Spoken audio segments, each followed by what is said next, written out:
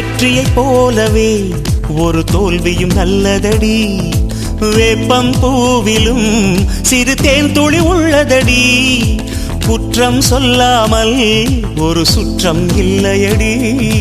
இளையும் புன்னகையால் நீ இருட்டுக்கு வெள்ளையடி.